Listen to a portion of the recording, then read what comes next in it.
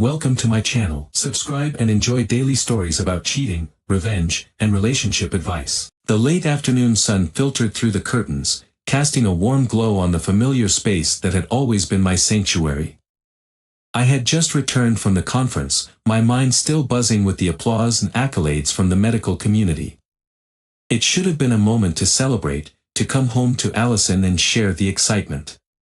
But the minute I stepped through the door, something felt off. There was a stillness in the house, the kind that prickles your skin and makes the air feel heavy. I shrugged it off at first, chalking it up to exhaustion. Allison had probably gone for a run, or maybe she was reading in the bedroom, waiting for me.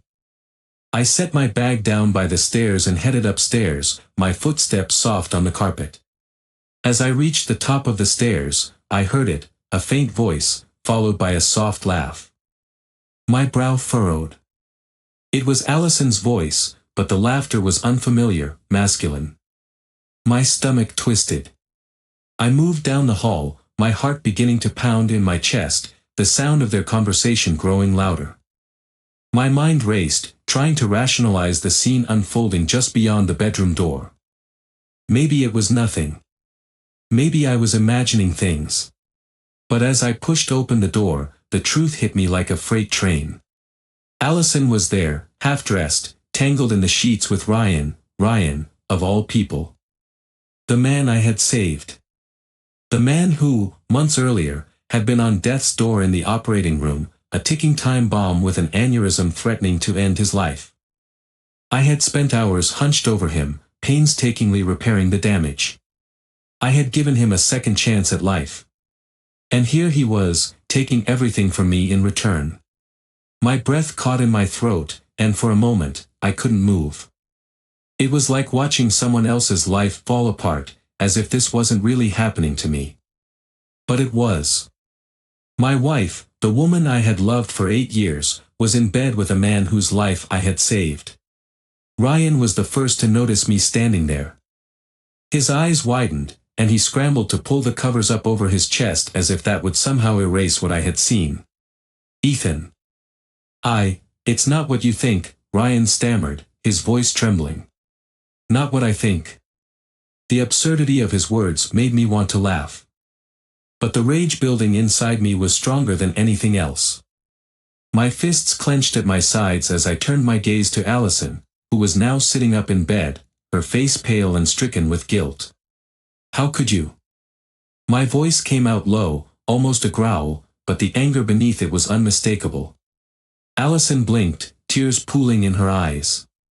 Ethan, I'm so sorry. Sorry. I spat, taking a step forward. You're sorry. After everything? After him? Ryan flinched at the venom in my voice, but I didn't care. He didn't matter. What mattered was the woman sitting in front of me, the woman I thought I knew, the woman who had just shattered everything we had built together. I can explain, Allison said, her voice cracking, but I held up a hand, cutting her off. Explain what? I snapped. Explain how you ended up in bed with the man whose life I saved. Explain how you've been lying to me for God knows how long. Her lip trembled, and she wrapped the sheet around her, as if trying to shield herself from the weight of my words. It wasn't. I didn't mean for this to happen, Ethan. It just did. My laugh was harsh, bitter. It just did. You don't just end up in bed with someone. How long, Allison? How long has this been going on? Her silence was answer enough. My blood boiled, and I could feel the familiar surge of adrenaline that always came before an emergency surgery, the rush that demanded precision and control. But this wasn't a surgery. This was my life. How long? I repeated, my voice low and dangerous. A few months, she whispered, her eyes downcast, as if she couldn't bear to look at me. It started after his surgery. I didn't know how to stop it. Ryan tried to speak, his voice shaky. Ethan, I'm sorry. Shut up, I snapped, my eyes burning into him. You don't get to say anything. You're alive because of me. And this is how you repay me. Ryan's face paled, but he had the good sense to keep quiet after that. I turned back to Allison, my chest heaving as I tried to control the fury coursing through me. Part of me wanted to lash out, to tear the room apart, but another part of me, the rational part that had been trained to remain calm under pressure, kept me in check. All these years, Allison. We've been married for 8 years. I thought we were happy. She wiped a tear from her cheek, her voice barely a whisper. I didn't want to hurt you, Ethan. I felt so alone, alone. The word echoed in my mind. I had always worked long hours, but it was to provide for us, to build a future together. I had thought we understood each other, that she supported me. But now, in this moment, I realized how little I had truly known her. Get out, I said, my voice cold and final. Both of you. Allison's eyes widened. Ethan, please, I said, get out. She hesitated for a moment, as if considering some last plea, but the look in my eyes must have convinced her otherwise. She stood, clutching the sheet to her body, and began gathering her clothes, her movements slow and trembling. Ryan, too, began to dress, his hands shaking as he fumbled with his shirt. Neither of them said a word as they left, the door closing behind them with a soft click. And then I was alone. Alone in the house that had once been ours, in the bedroom that had once been a place of love and trust. But now, it was just a reminder of the betrayal I would never forget. The silence that enveloped the house was almost deafening. I stood in the middle of our bedroom, still reeling from the shock of what I had just witnessed. The bed was disheveled, the sheets twisted in a chaotic heap, evidence of a betrayal so profound that it felt surreal. I was acutely aware of every creak of the floorboards and every tick of the clock, as if the house itself were mocking me. I stumbled back to the living room, my heart pounding, the air thick with betrayal. I sat down on the edge of the couch, the weight of the situation pressing down on me. It felt like an eternity before I heard the sound of the door creaking open again. Allison stepped into the living room, her face flushed, her eyes swollen from crying. She looked like a ghost, and the sight of her made my stomach churn. I wanted to scream, to throw something, to break something, anything to release the tension swirling inside me. Ethan, she began, her voice shaky. I know you're angry, but please let me explain. Explain. I spat, my voice low and biting. What is there to explain? You were in bed with Ryan, for God's sake. How do you explain that? I didn't mean for it to happen, she cried, tears streaming down her cheeks. It just did. I felt so lost after your long hours at the hospital. I needed someone to talk to. I echoed, incredulous. You needed someone to sleep with, apparently. What do you think that makes me? Allison ran a hand through her hair, frustration mingling with despair. I didn't seek this out. I didn't want to hurt you. I thought I could find comfort, and before I knew it, it had gone too far. Comfort. I couldn't help but laugh, though it was devoid of any humor. You found comfort in the arms of the man I saved. You betrayed everything we built together for some fleeting emotional connection. I never meant to replace you, Ethan, she insisted, her voice rising. You were so focused on work, and I felt so alone.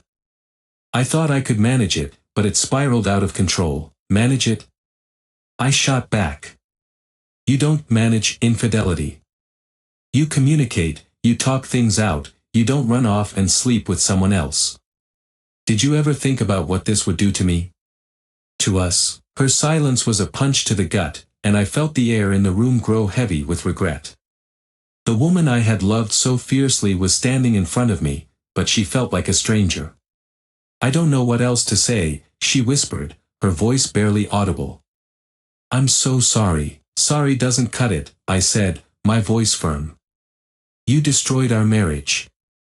I thought we were partners in this life, but apparently, you were only in it for yourself. She took a step forward, desperation in her eyes. Ethan, please. Can we at least try to talk this through? I don't want to lose you. Lose me? I replied, my heart racing. You already lost me the moment you decided to betray my trust.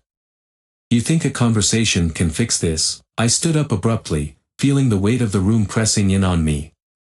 I needed space. I needed to breathe.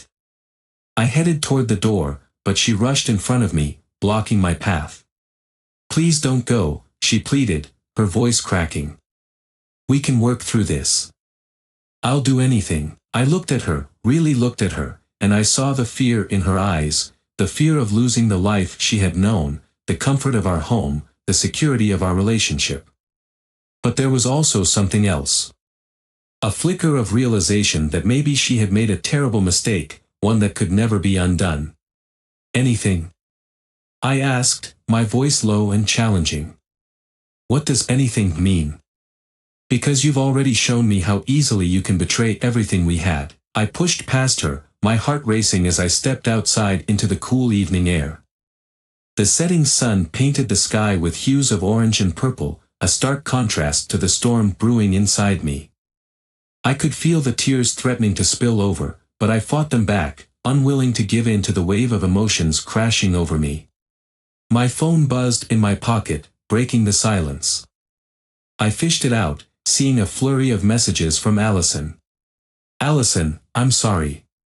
Please answer me. Allison, I didn't mean for this to happen. Allison, I love you.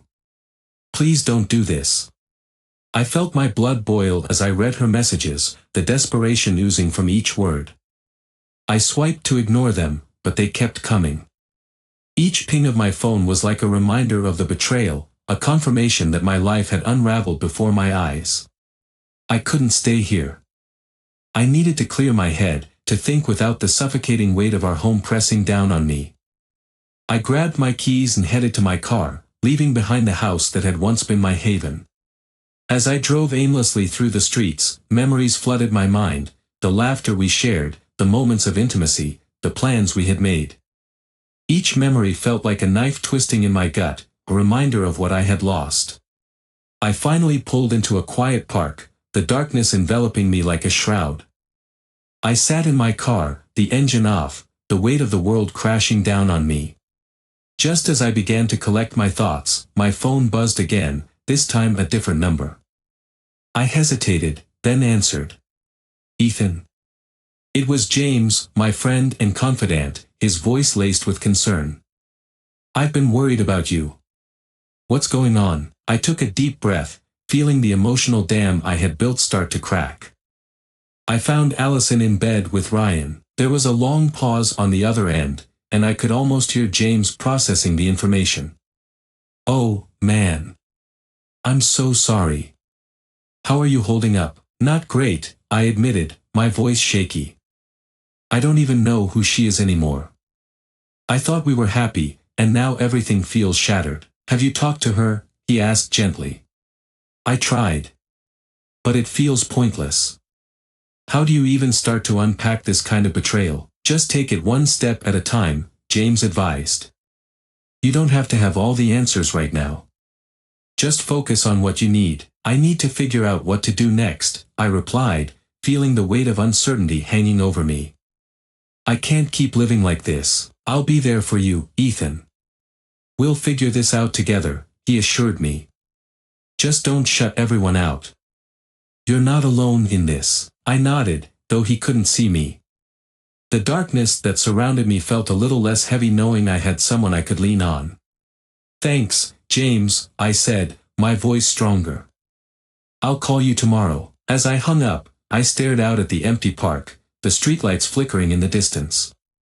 I realized then that this wasn't just about Allison's betrayal, it was about me reclaiming my life. I had to take back the control she had stolen from me, even if it meant facing some hard truths along the way. Tomorrow would bring new challenges, but for tonight, I would let the storm rage within me. I would allow myself to feel the anger, the pain, and the confusion. Because I knew that in order to heal, I had to confront the emotional fallout head-on.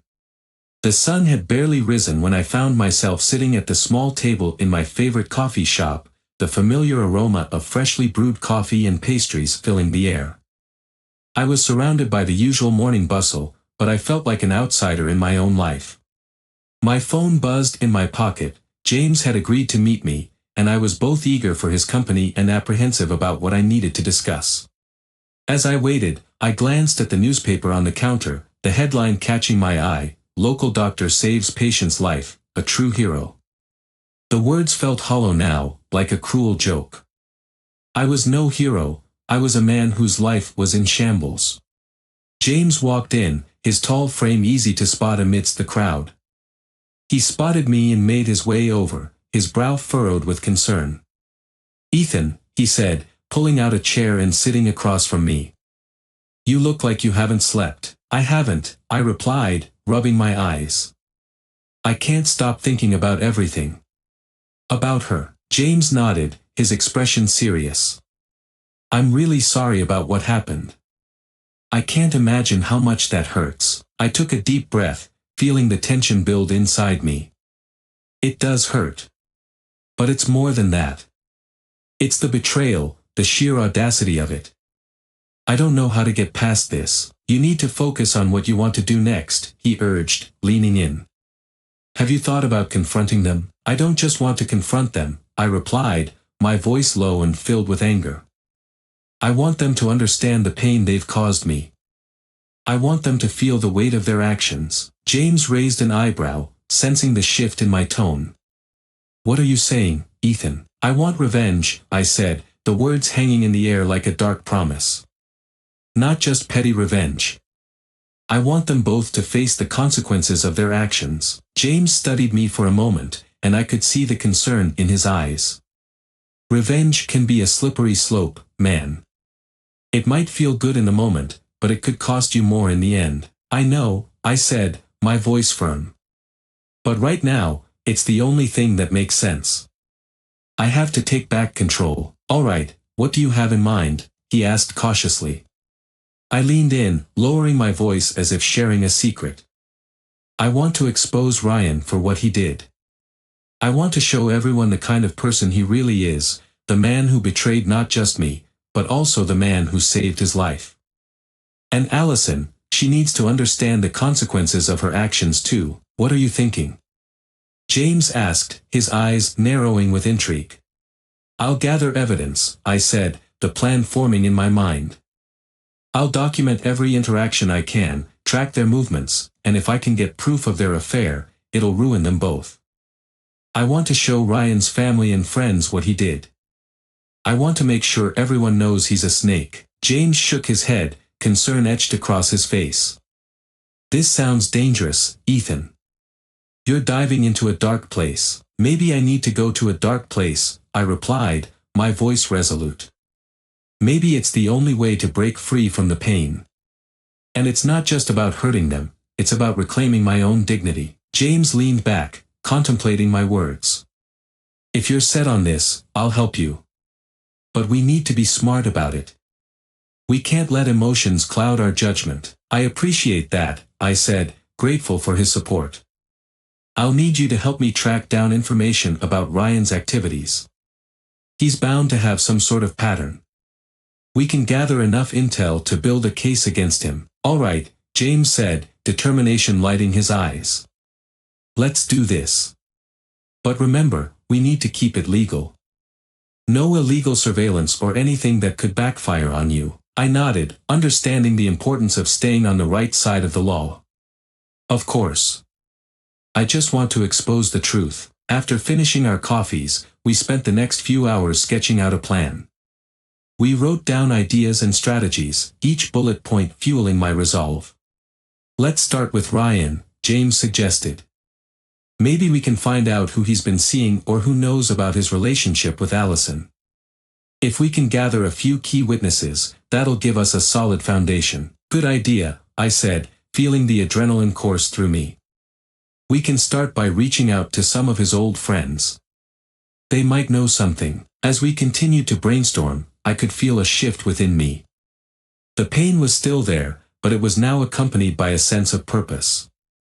I was no longer just a victim of betrayal, I was a man with a plan.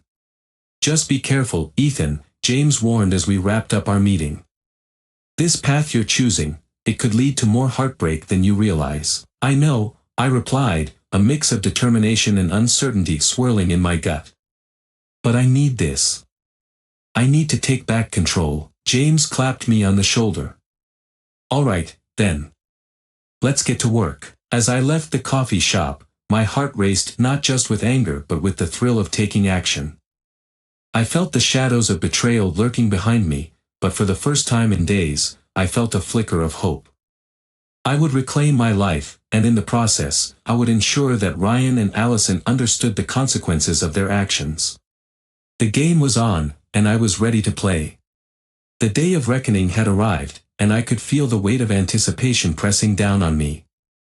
My heart raced as I sat in my car outside the hospital, the very place where my life had taken a dramatic turn just weeks ago. The sun was setting, casting a warm glow over the building, but all I felt was a chill coursing through my veins. I had gathered my evidence, text messages, photos, and witness statements, all meticulously collected over the past week. Today, I would expose the truth. I glanced at my phone one last time, confirming the messages I had sent to James. He was already inside the hospital, ready to help me confront Allison and Ryan. I took a deep breath, steeling myself for what was about to unfold. The thought of seeing them together again made my stomach churn, but I had to do this.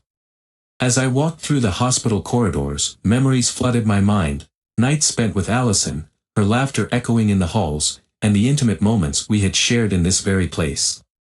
But now, those memories felt tainted, overshadowed by her betrayal. I pushed through the double doors leading to the staff lounge, where I had arranged to meet James. "Hey," James said, his voice steady, though I could see the concern in his eyes. "You ready for this?" I nodded, swallowing hard. "Yeah. I have everything we need. I just want them to know I'm not going to let this slide." "Good," James replied, giving my shoulder a reassuring squeeze. "We'll do this together." Just then, the door swung open, and in walked Ryan, his confident demeanor starkly contrasting my own turbulent emotions. He was laughing, completely unaware of the storm brewing just beneath the surface. My fists clenched at my sides, and I felt a rush of anger and indignation bubble up within me.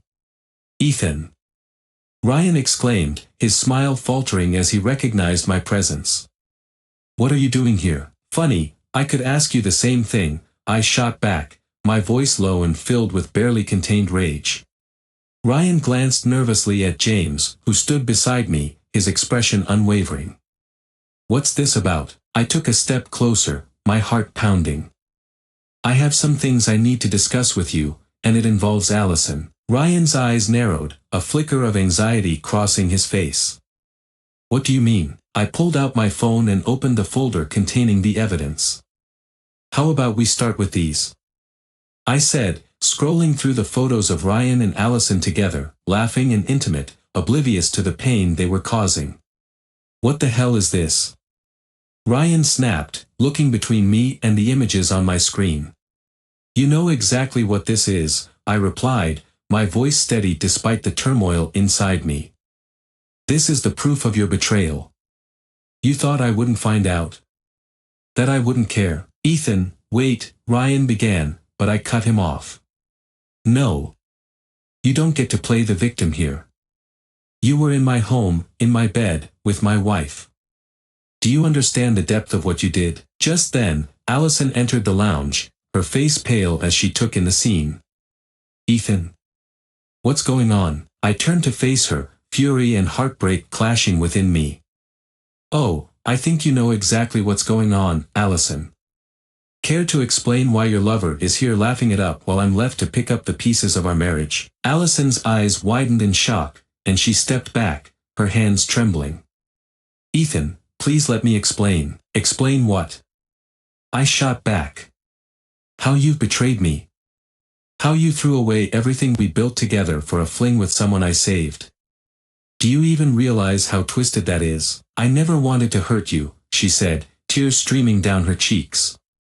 I was confused, and Ryan, he was just there for me when you were too busy to notice I was struggling. "Struggling?" I echoed, incredulous. You think infidelity is a solution to feeling neglected? You didn't even bother to communicate with me. James took a step forward, his voice calm but firm. This isn't just about you, Allison. It's about the consequences of your actions. You both need to understand that what you did affects more than just you. Ryan attempted to defend himself. Look, Ethan, I didn't mean for it to happen. We didn't plan this.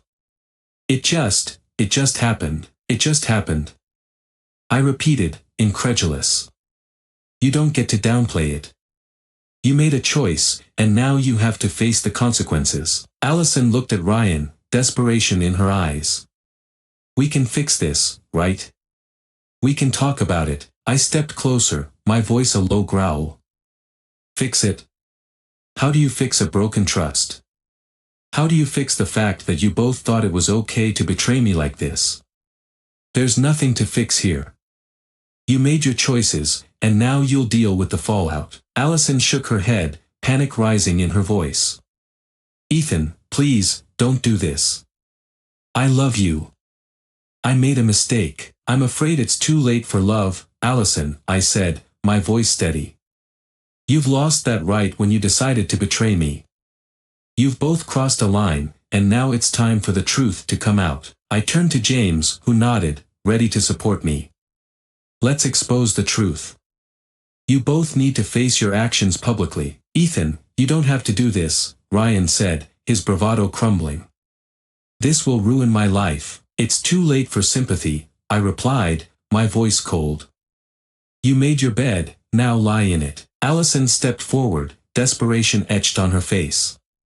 Please don't do this, Ethan. I'm begging you. I'll do anything to make it right, anything.